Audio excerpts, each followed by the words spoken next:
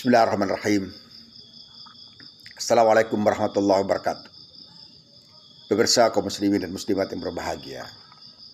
Alhamdulillah wassalatu wassalamu ala Rasulillah wa ala alihi wa ashabihi wa ala.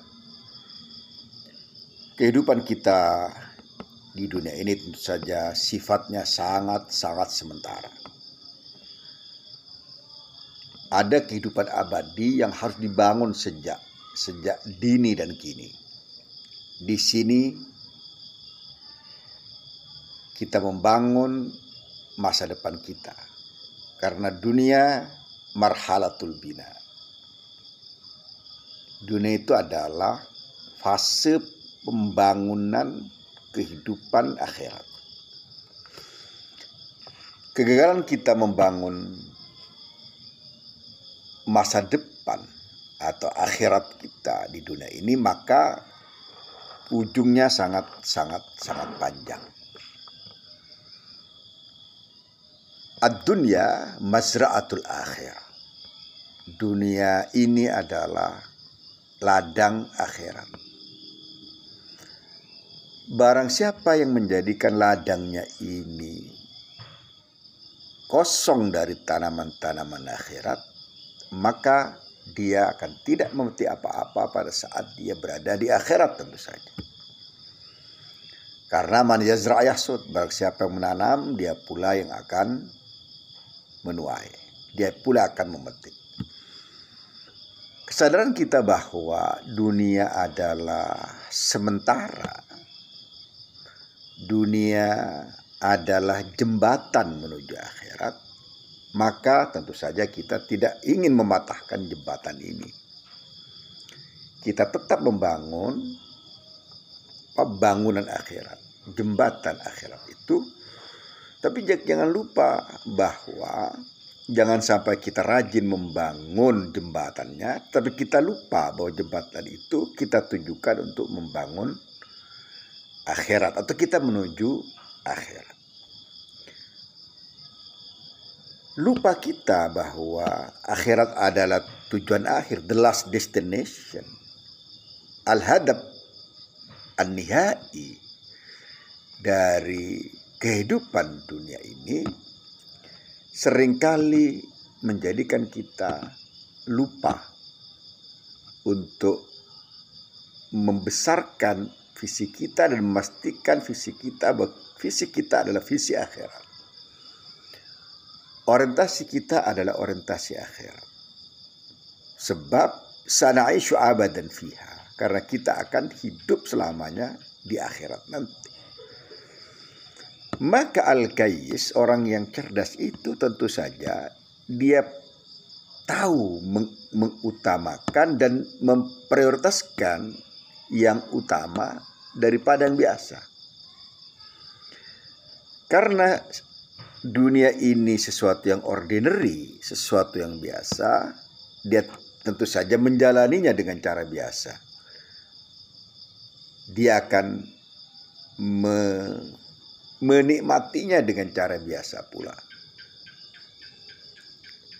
Karena kesadaran bahwa akhirat adalah keabadian, maka dia akan melakukan segalanya, akan mengeluarkan segala energi yang dimilikinya agar dia bisa hidup tenang, agar dia bisa hidup sebaik-baiknya, biar dia berusaha menikmati keindahan, keelokan, kelezatan ukhrawi, maka dia akan terus berusaha menjadikan dunia ini sebagai ladang-ladang kebaikan, yakni ladang istibakul khairat, ladang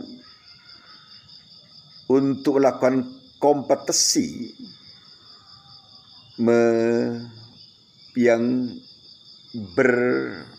bergairah untuk menjadikan dunia ini sebagai tempat menumbuhkan semua deposito yang akan dia nikmati pada saat di akhirat. Allah juga mengingatkan pada kita semua, walal akhiratu khairul laka minal ula, misalnya bahwa sungguhnya akhirat itu lebih baik daripada dunia. Dan Rasulullah juga mengingatkan bahwa kun fid dunya ka'annaka gharibun aw abiru sabil.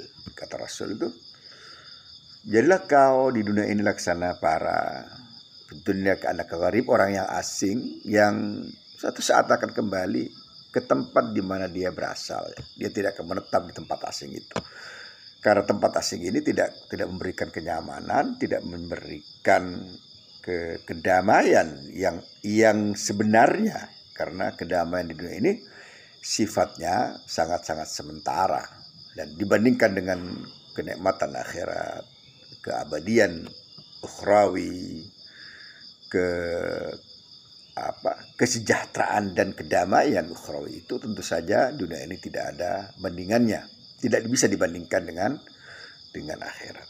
Karena sebagaimana sering disebutkan oleh Rasulullah SAW bahwa surga atau akhirat itu adalah ma la ainun ra'at wala udhunun sami'at wala khatara ala qalbi bashar.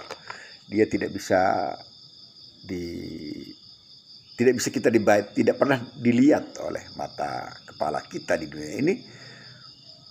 Wala udhunun sami'at, tidak pula pernah terdengar orang mengatakan apa yang akan ada di surga, seperti apa kenikmatan itu, seperti apa istimewanya akhirat yang sesungguhnya. Karena yang kita sampaikan adalah, yang kita dengarkan adalah berita-berita yang tentu saja gambaran luarnya, bukan hakikat, bukan yang akan dilihat secara langsung oleh mata kita pada saat kita berada di akhirat.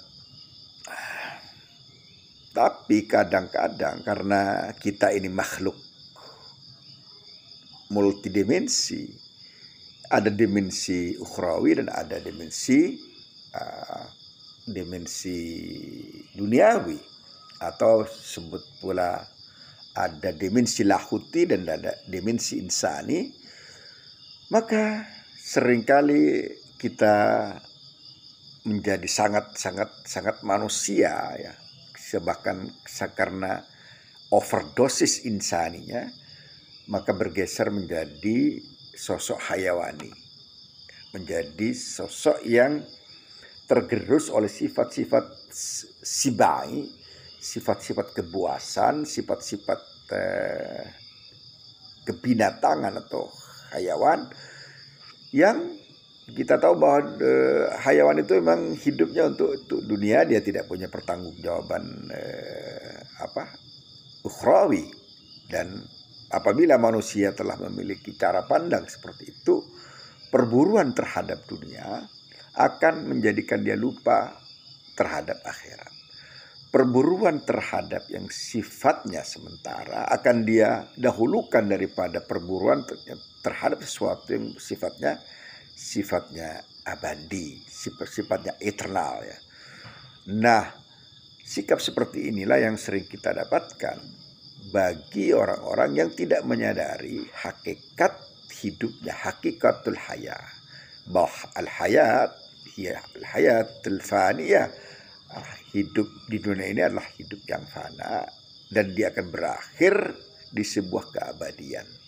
Dan tatkala keabadian ini tidak digarap dengan sebaik-baiknya saat kita berada di dunia ini, maka dia akan mengalami derita, karena derita ukhrawi, karena dia tidak punya bangunan yang cukup untuk bisa dia tinggali, untuk bisa dia tempatin pada saat berada di sisi Allah Subhanahu wa taala.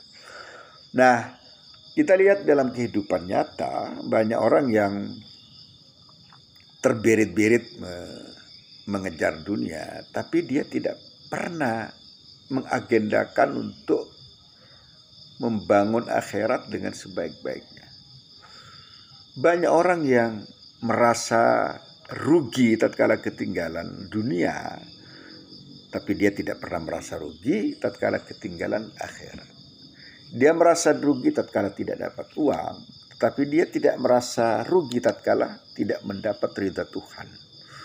Dia merasa rugi, merasa kehilangan waktu tatkala dia kehilangan kesempatan mendapatkan dunia, tapi dia tidak merasa apa-apa tatkala dia kehilangan kesempatan untuk mendapatkan ukhrawi, mendapatkan akhirat, mendapatkan pahala akhirat. Nah, hijab seperti ini, yani hijab dunia ini yang menghalangi seseorang untuk bisa merespon cepat terhadap panggilan-panggilan Tuhan, panggilan-panggilan ilahi.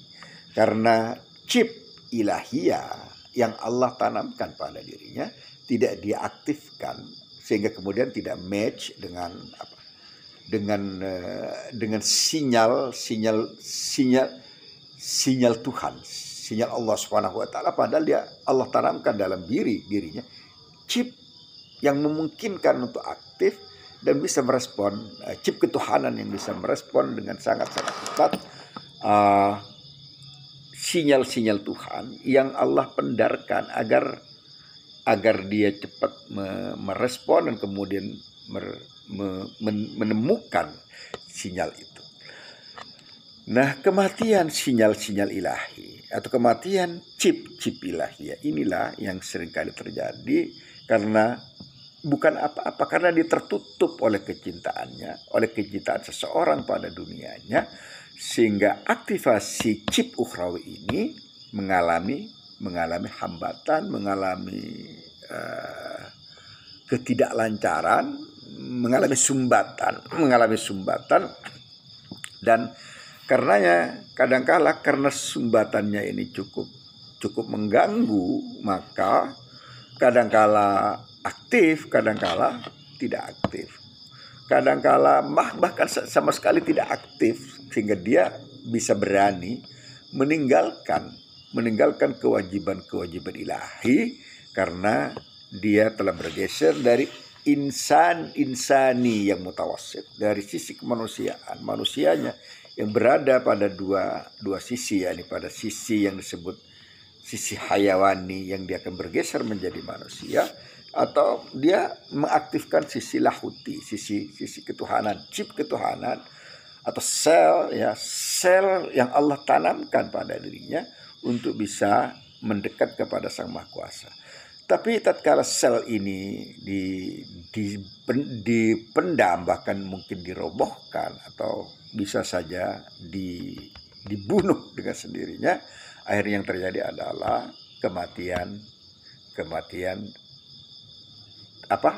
penumpukan terhadap sisi ini, yang kemudian menjadikan hati seseorang itu menjadi mayit, menjadi mati sisi ininya. Aktivasi sisi ilahiyah ini tidak dijalankan dengan sebaik-baiknya.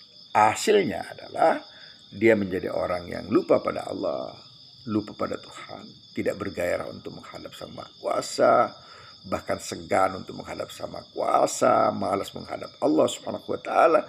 Karena apa? Karena sisi roh Tuhan itu yang Allah sengaja tanamkan pada dirinya tidak diaktifkan dengan baik. Akibatnya apa? Sisi ilahi yang ada pada manusia ini karena tidak diaktifkan, maka yang bergerak adalah sisi sebelahnya. Ya, sisi ini akal yang diberikan oleh Allah pada manusia kemudian tidak mendukung sisi hati, maka yang ada adalah sisi nafsu. Nah, nafsu ini yang disebut amarah, dan nafsu ini hanya dimiliki oleh binatang atau hewan. Pemirsa kaum muslimin dan muslimat yang berbahagia, kehidupan kita adalah kehidupan yang sangat-sangat pendek, sangat-sangat terbatas.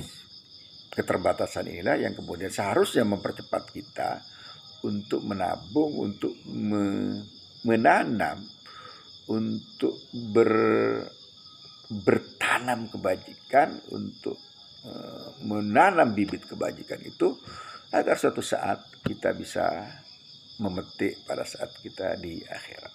Sayang seringkali hijab nafsu kita atau hijab duniawi itu menghalangi ketajaman basirah kita, mata batin kita untuk bisa melihat akhirat dengan jelas, sehingga ada buram ya.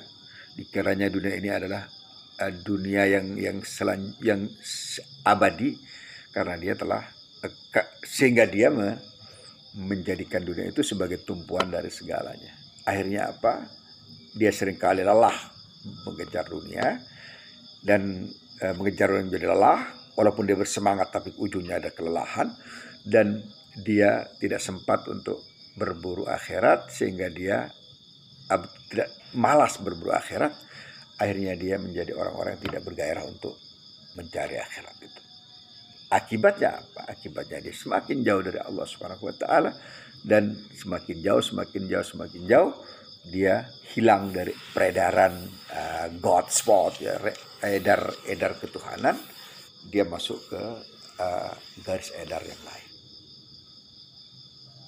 Semoga Allah Subhanahu wa taala memberikan kebaikan pada kita semua, dan kita mampu mengaktifkan sisi ilahi yang Allah tanamkan, atau lahutiyah yang Allah tanamkan pada diri kita, sehingga kita bergairah untuk mendekat kepada Allah, bergairah untuk berjumpa Allah Subhanahu wa taala, bergairah untuk mengamalkan amal-amal yang Allah perintahkan kepada kita semua. Wabillahi taufiq wal hidayah wa ridha wal inayah. Assalamualaikum warahmatullahi wabarakatuh.